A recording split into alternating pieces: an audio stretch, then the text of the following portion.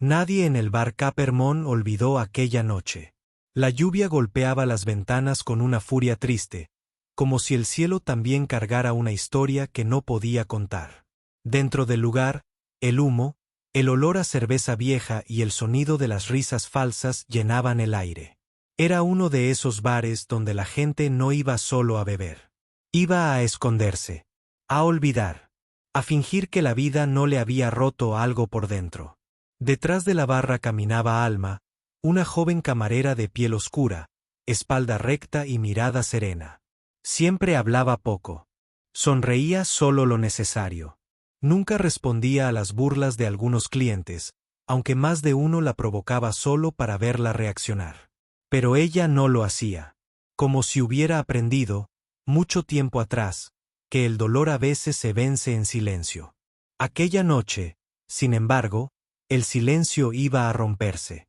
La puerta del bar se abrió de golpe y el frío entró con un grupo de motociclistas. Sus botas mojadas resonaron sobre el suelo. Llevaban chaquetas de cuero, cadenas, tatuajes, rostros duros. Entre ellos iba Rocco, el más temido de todos. Alto, ancho, con barba descuidada y una cicatriz en la ceja, caminaba como si el mundo entero le debiera una disculpa. Nadie le sostenía la mirada demasiado tiempo. Cuando Alma se acercó a tomar la orden, el bar entero pareció tensarse. Rocco la observó de arriba abajo con una expresión que no prometía nada bueno. Ella mantuvo la voz calmada, como siempre.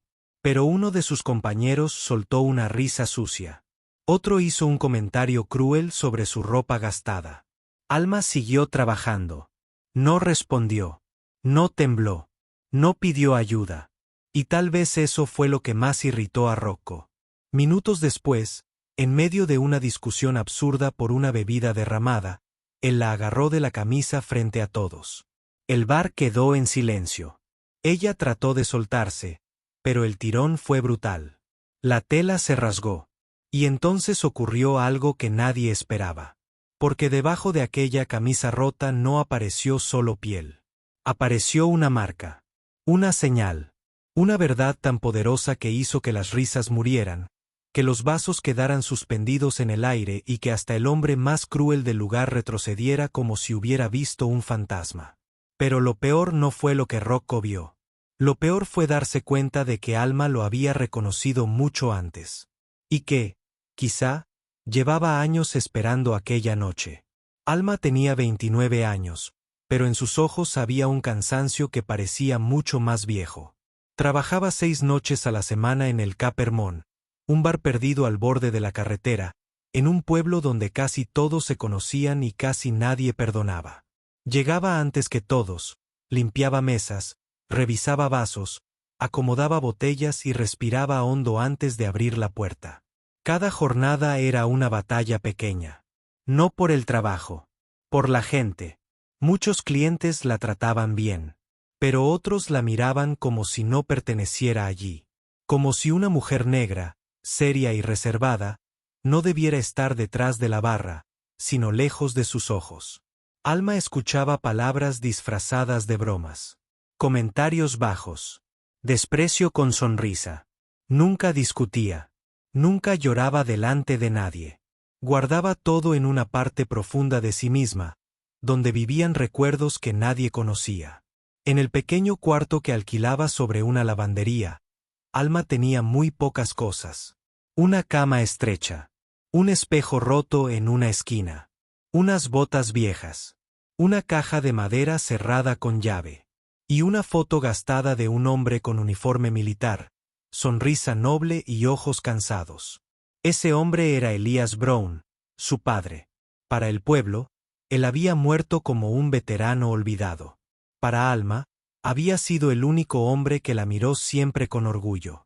Elías le enseñó a no bajar la cabeza, pero también a elegir bien sus peleas. Había vuelto de la guerra con una pierna herida, pesadillas en la noche y un silencio aún más pesado que el suyo. Nunca contaba demasiado. Solo repetía una frase: el peor enemigo no siempre lleva uniforme. A veces lleva una sonrisa. Alma no la entendía cuando era niña. Después, La vida se encargó de explicársela. 3 años antes, Elías murió sin dinero, sin honores y sin justicia. Alma aún recordaba sus manos temblorosas sosteniendo unas viejas placas militares y un recorte de periódico amarillento. Quiso contarle algo antes de morir. Algo importante. Algo que quedó a medias porque la tos le llenó el pecho y el tiempo se lo llevó. Lo único que alcanzó a decir fue un nombre. Rocco. Desde entonces, Alma había escuchado ese nombre como quien oye el eco de una puerta que no se atrevió a abrir. No sabía si era un amigo, un enemigo, un salvador o un traidor. Solo sabía que la expresión de su padre cambió al pronunciarlo. Fue la última vez que vio en su rostro miedo y dolor al mismo tiempo.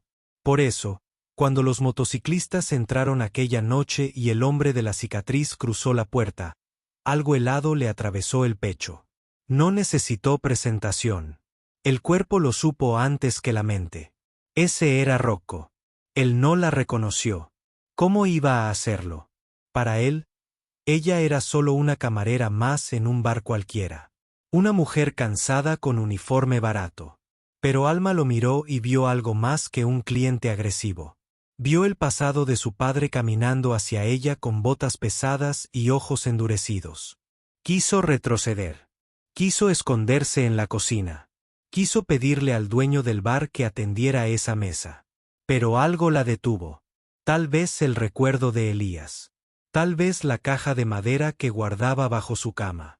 Tal vez los años de pobreza, rabia y preguntas sin respuesta. Así que respiró, apretó la libreta contra su pecho y se acercó.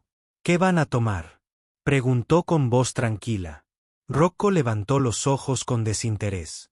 Luego la observó con más atención. Ella sintió que algo en él se movía, como una memoria lejana que no terminaba de despertar. Pero enseguida él soltó una media sonrisa dura y pidió whisky para todos. La noche apenas empezaba. Y Alma sintió, con una certeza casi cruel, que el peor momento de su vida había entrado por la puerta sonriendo. La tensión en el Capermón no creció de golpe.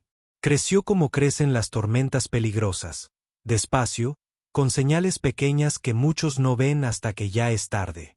Rocco y sus hombres ocuparon 2 mesas, hablaron alto, rieron con violencia y bebieron como si quisieran ahogar algo que seguía respirando dentro de ellos. El resto del bar fingía normalidad, pero todos estaban pendientes. Nadie quería provocar a esa pandilla.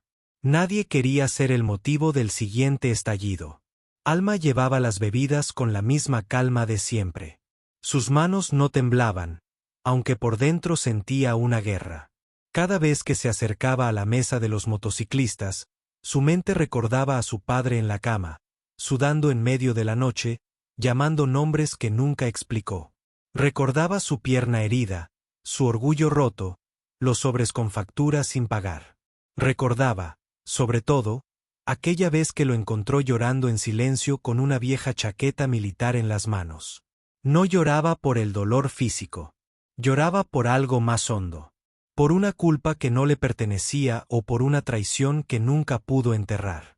Rocco se comportaba como el dueño del lugar. Exigía rápido, hablaba fuerte y trataba a Alma como si ella no fuera una persona, sino parte del mobiliario. Uno de sus compañeros, un hombre flaco llamado Dennis, se burló de su manera de caminar. Otro comentó que una mujer como ella debía sentirse agradecida por recibir propina.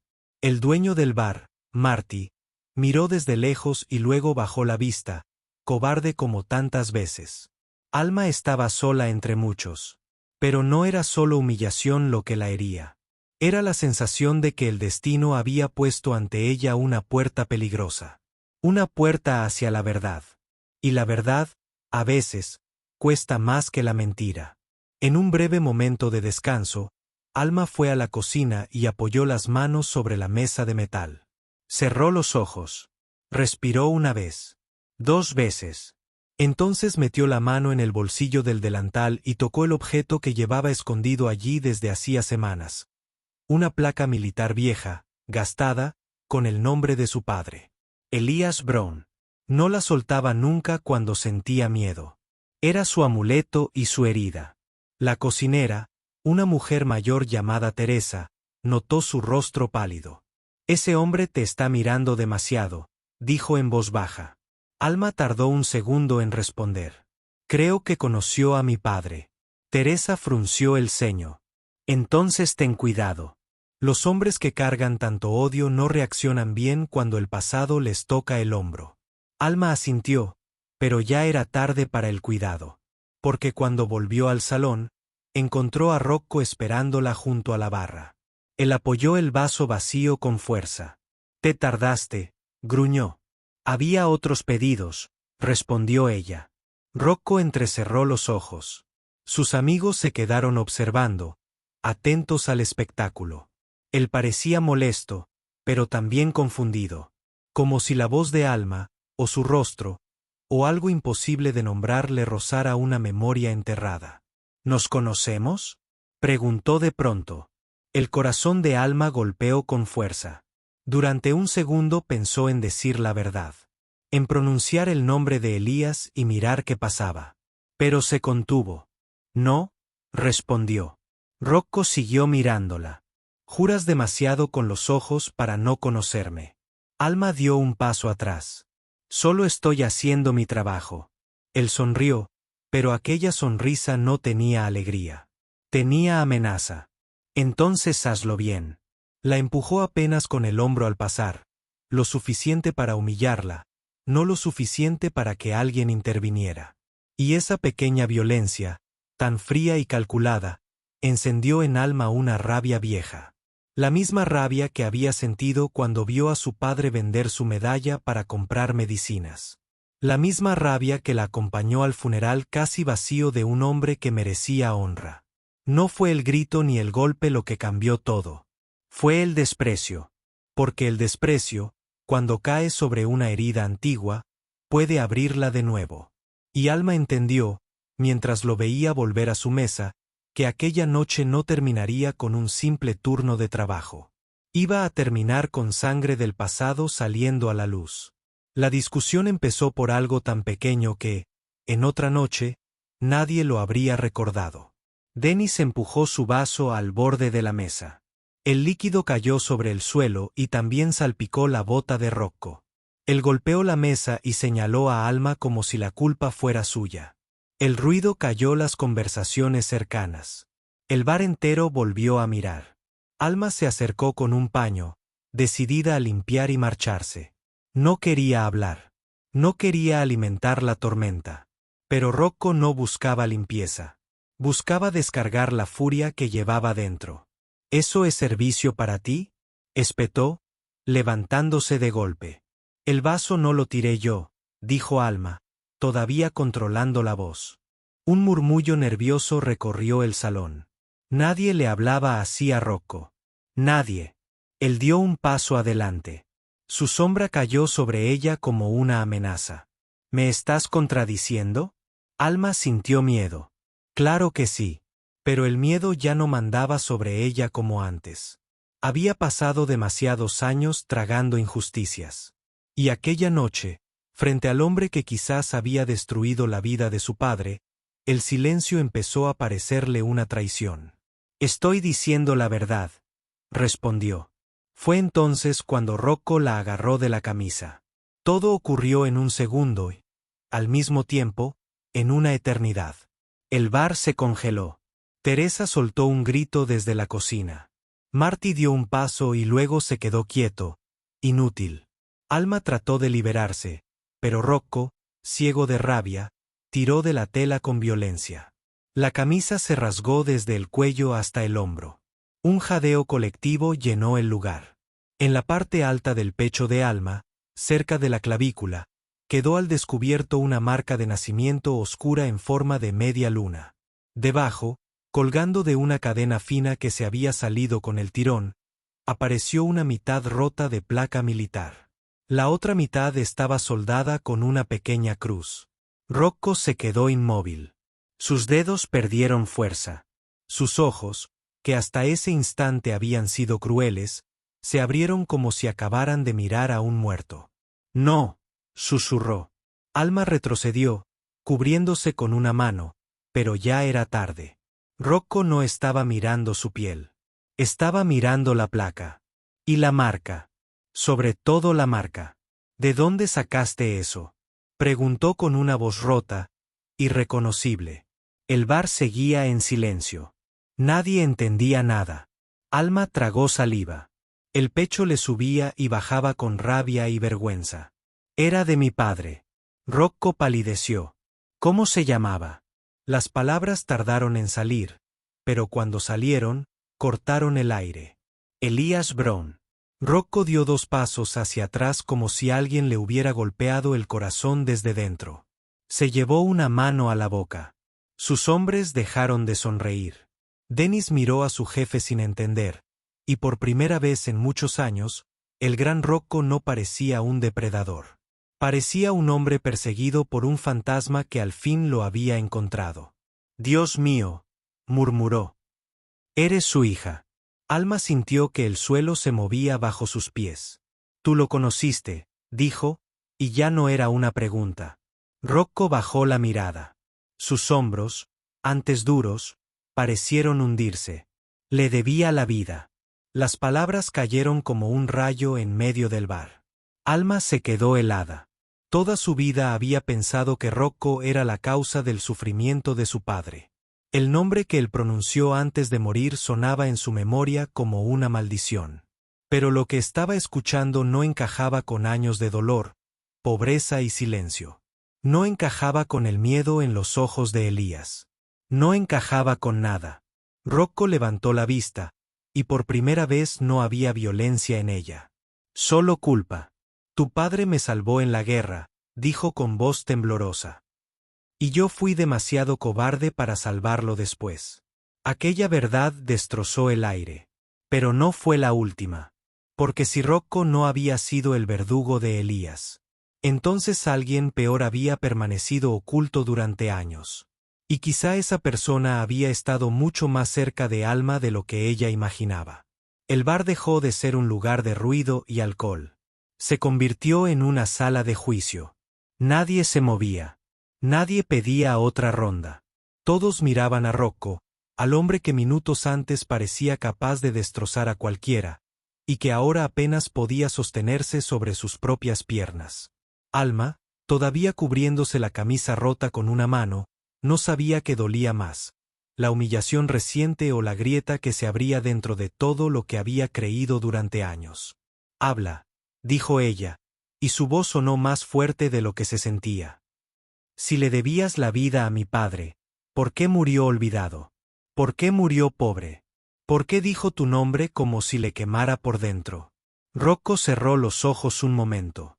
Era como si cada recuerdo le costara respirar. «Porque fui un cobarde», respondió. «Porque cuando volvió la unidad, pasó algo sucio. Algo que jamás debió pasar». Nadie lo interrumpió. Él señaló con la mirada a Marty, el dueño del bar, que se había quedado inmóvil detrás del mostrador, pálido, con las manos hundidas bajo la barra. Alma siguió esa mirada y sintió un escalofrío. Marty llevaba años tratándola con falsa amabilidad. Nunca la insultaba abiertamente, pero siempre le pagaba tarde, siempre encontraba una excusa para no aumentarle el sueldo, siempre la hacía sentir reemplazable. Había asistido incluso al funeral de Elías con cara compungida. Había dicho que el viejo Brown era un buen hombre. Alma lo creyó. Hasta esa noche. Tu padre y yo servimos bajo el mando del sargento Martín Cole, continuó Rocco. Después de una operación, desapareció una caja con pagos y documentos. También desaparecieron pruebas de abuso contra varios soldados. Tu padre descubrió quién fue. No fui yo. Fue él. Lentamente, Rocco levantó el dedo y apuntó a Marty. El bar explotó en murmullos. Marty dio un golpe a la barra. Eso es mentira. Pero su voz no tenía fuerza. Sonaba como una puerta vieja tratando de sostener una tormenta. Rocco siguió hablando. Martín Cole cambió su nombre años después. Se quedó con dinero que no era suyo. Usó sus contactos para hundir a quienes sabían demasiado. Tu padre se negó a callar. Quiso denunciarlo. Por eso le bloquearon ayudas. Por eso desaparecieron papeles. Por eso nadie escuchó sus reclamos. Alma sintió que se quedaba sin aire. Todo encajaba de una forma cruel.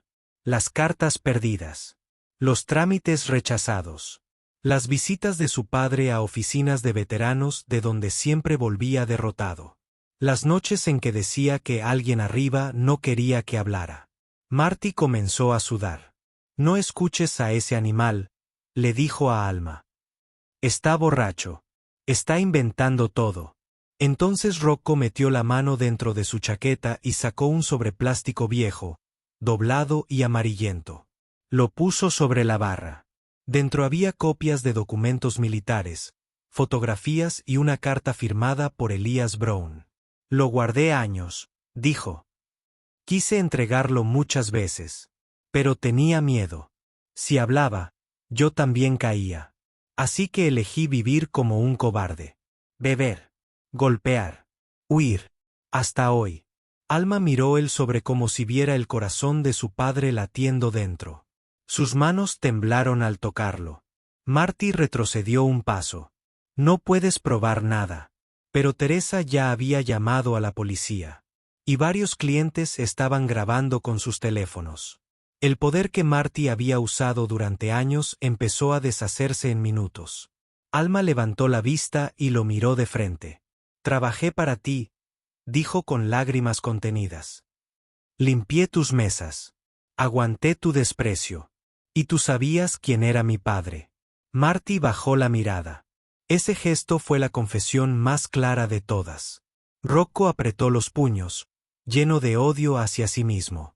Elías me hizo prometer que cuidaría a su familia si algo salía mal, dijo. Yo no cumplí.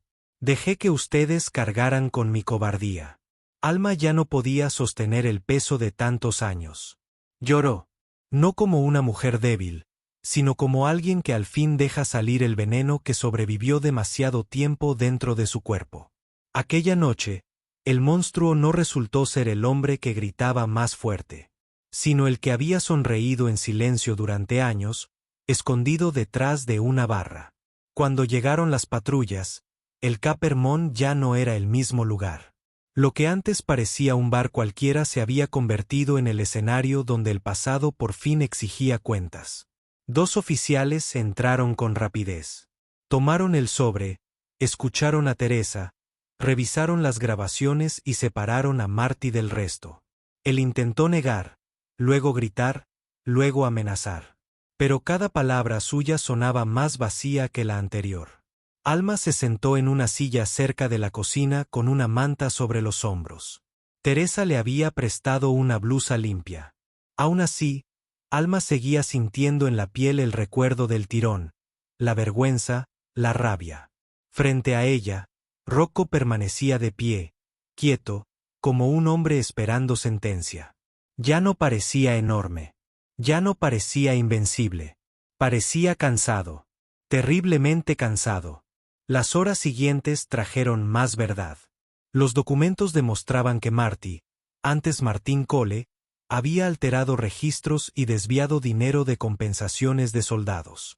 También había interferido en reportes que podían limpiar el nombre de Elias Brown y dar acceso a beneficios médicos que jamás llegaron. Elias no murió solo por la guerra. Murió por la corrupción, por el racismo de un sistema que no quiso escuchar, y por la comodidad de los hombres que vieron todo y eligieron callar. Esa parte fue la que más pesó sobre Rocco.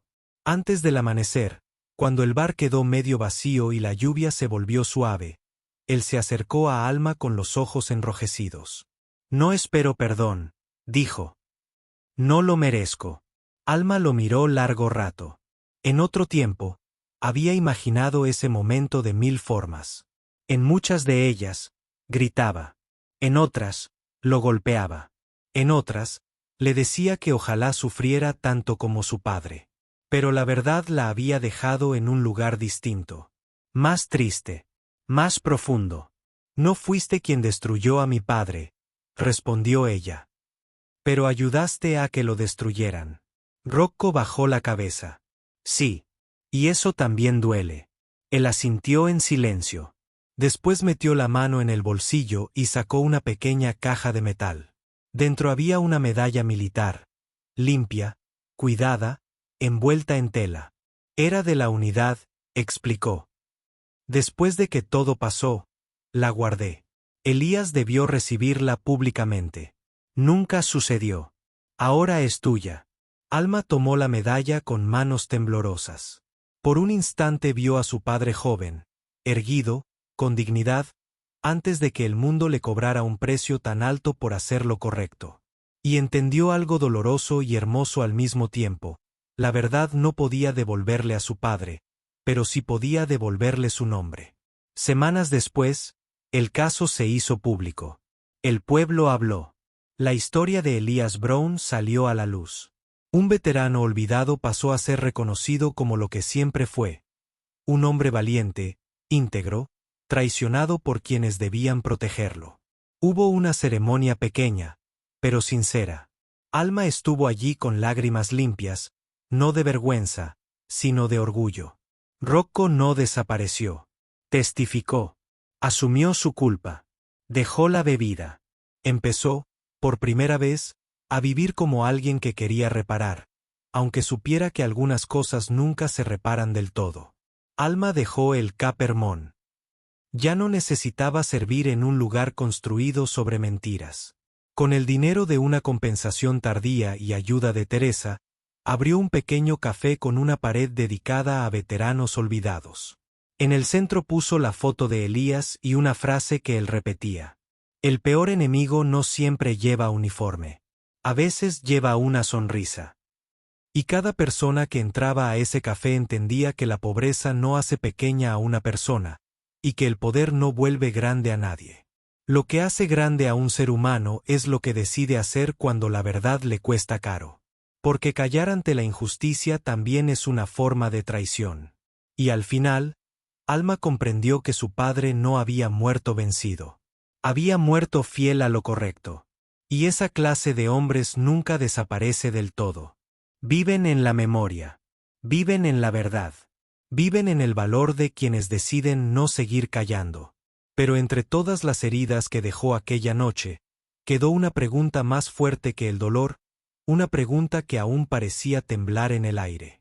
Si un día descubrieras que el silencio también puede destruir una vida, ¿tendrías el valor de hablar, aunque hacerlo te costara todo?